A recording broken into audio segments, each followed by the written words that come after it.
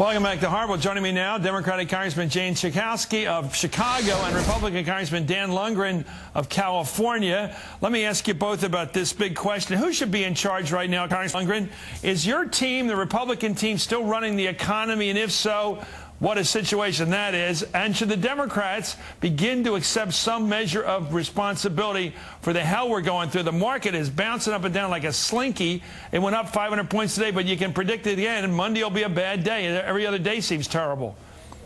Well, Chris, I'd say this. Yes, it's important that people get an idea of what Senator soon-to-be President Obama wants to do, and I think it's of interest what his economic team is going to be, who his economic team is going to be. But I happen to be one of those who believes that institutions are important and that the office of the presidency and the Congress and positions in the cabinet are more important than the celebrity or the person that may be in them at any one time. And I think it would be wrong for us to suggest that somehow a current sitting president of the United States loses all his power, is not in fact in charge at a particular time, and somehow people who are not vested with the constitutional power yet are somehow acting. So I'm one of those who understands the urgency of the matter, but I also think it's extremely important for us, for the long-term interests of the United States, not to confuse who's in office and who's not in office. So basically you think the President of the United States should retain the ultimate, in fact, the vigilant responsibility for the American economy till the day he leaves office? Well, I happen to believe in the Constitution, Chris. Sometimes it's an inconvenient truth at times for some people, but I happen to think it's extremely important. Yes, there ought to be collaboration to the extent possible between the incoming president and the current president, and hopefully we'll have not only a peaceful transfer of power, but an effective transfer of power. We have to show that we are above partisan politics, I hope, both of those of us in the Congress and the outgoing and incoming people in the administration. I mean, I think that would give more confidence to the American people than somehow trying to make points right now. Well, here's the problem. Let me have Congresswoman Schakowsky answer this question, because here it is in today's New York Times. Paul Krugman wrote, and he's a liberal, the interregnum of 1932 to 1933, that long stretch between the election and the actual transfer of power between Hoover and Roosevelt, was disastrous for the U.S. economy, at least in part because the outgoing administration of Herbert Hoover had no credibility, the incoming administration of Franklin Roosevelt had no authority, and the ideological chasm between the two parties and the two sides was too great to allow concerted action. And the same thing is happening now. Is that how you see it, Congresswoman, that the attitude, the point of view economically and politically of President-elect Barack Obama is so adversarial to that of President Bush, they can't work together between now and January 20th to save the economy? Clearly, the appointments that were announced today and that are going to be formalized on Monday are an example of President-elect Barack Obama having an influence already on the economy. You saw what happened to the markets. The markets actually liked Tim Geithner. You saw the dramatic rise. I think we'll hear statements on Monday that indicate the direction that they want the economy to go. Hopefully it'll be a soothing kind of message that that help is on the way. But we've already seen some softening in the Bush administration, agreeing to an extension of unemployment insurance benefits. The Congress is going back in December. We're going to hopefully deal with the auto industry. 1 out of 10 jobs is related to the auto industry. It would be very helpful if the Bush administration would soften on their approach to helping them out, too.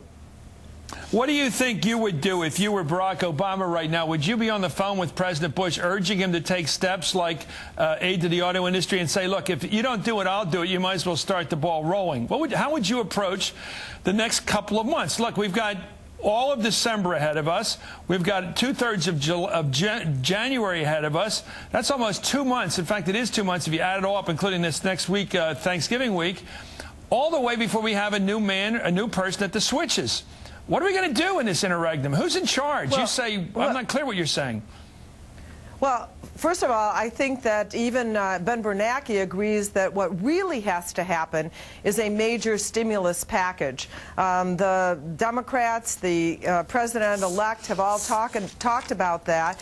And right now, it does seem, because of the reluctance of the president, that that's going to have to wait until January. We'll be ready to hit the ground with it by that time. If the president, he knows what President-elect Obama wants to do, and I think certainly what the country needs to have done: a major stimulus package, jobs, health for the states, health care, food stamps. These are the things that will actually get the economy going. And the Bush administration has been stubbornly against those things.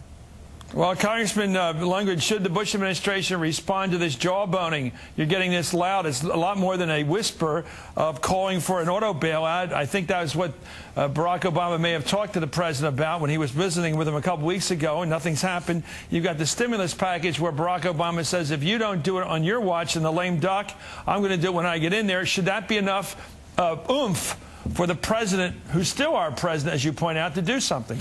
Well, the best news I've heard is that the Obama team is looking at some sort of prepackaged program that would actually use the bankruptcy code to deal with what's happening in Detroit. I've been one of those who've said the bankruptcy law, which I helped write some 15 or 20 years ago, so that it could take care of situations such as this, where you can put everything on the table and you can have the kind of restructuring that frankly doesn't look like Detroit wants to do unless there is some there are forces on the outside to require them to come to the table and do that.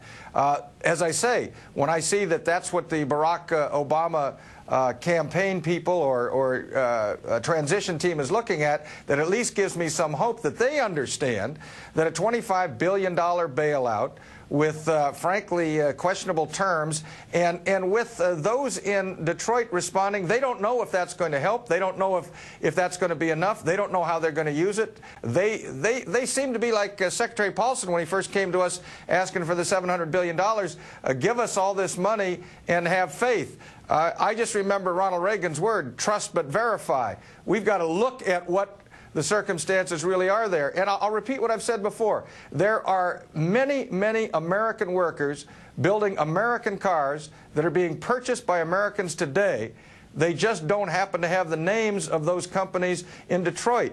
Some companies have made an effort to try and find what the American people want, and also have tried to find how they are able to function in the global economy. If we forget that lesson, any kind of bailout package is not only not going to be successful, but it's going to make matters worse. So to call it a bailout, call it... well, look, I'm trying to get a simple answer. Who's still in charge? Congressman Lungren, real simple. Is Bush in charge or is Barack in charge? Who's in charge right now? I follow the Constitution. George Bush is in charge as President of the United States.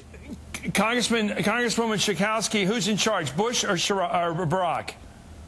Well, I think that Bush is in charge, but right now what he's playing is a role of obstructing an effort to really bail out the economy, and that Barack Obama is doing all he can to make sure that we ameliorate the situation until he takes over. So you're saying that Barack Obama is in fact acting as economic policy leader for the country, but Bush isn't taking his instructions. Is that what you're saying? Well, I would absolutely say that. I'm trying to figure out what role you think he is playing right now. I would say that, and I would also say that the Democrats have been very clear to Detroit and to the auto industry that by December 2nd they have to come up with a clear plan. Look, we cannot twiddle our thumbs. That's how you began, Chris, by saying that this is an emergency situation, and I think that Barack is doing all he can to move this administration. Okay, I think we have the problem at hand here. The problem is we have an interregnum. We have a gap between the outgoing administration and the incoming administration, and they have not figured out how to deal with this transition between them. We have a country right now that is not in firm hands right now, not because the Constitution is failing us, because the politicians haven't figured out how to do the handoff. We're stuck in the middle. We're falling between the cracks. Congresswoman Jan Schakowsky, thank you. Congresswoman Dan Lungren, thank you. Up next,